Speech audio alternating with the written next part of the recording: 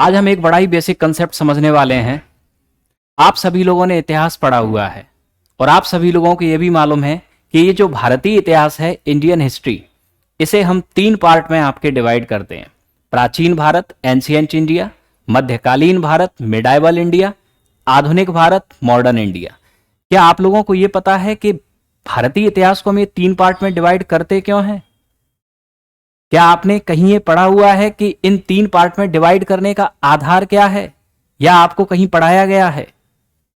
तो आज इसी कंसेप्ट पर हम चर्चा करेंगे कि भारतीय इतिहास को आपके हम प्राचीन भारत, मध्यकालीन भारत और आधुनिक Bharat, ancient India, medieval India and modern India में आपके डिवाइड क्यों करते हैं। क्योंकि विश्व इतिहास में आपका ऐसा कोई भी डिवीजन नहीं है। कभी आप लोगों ने सुना है कि विश्व इतिहास में हमने ये पढ़ा हुआ देखा हो कहीं भी किसी भी बुक में, प्राचीन विश्व इतिहास, मध्यकालीन विश्व इतिहास या आधुनिक विश्व इतिहास? कहीं नहीं देखा।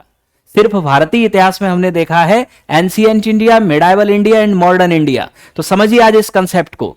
तो बेसिकली आपके ये जो क्लासिफिकेशन है इंडियन हिस्ट्री का, ancient India, medieval India and modern India, ये किस आधार पर किया गया है?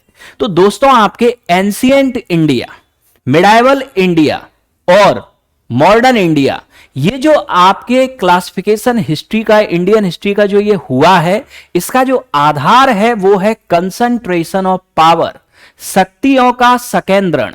यानी कि शक्तियां किसके पास थी?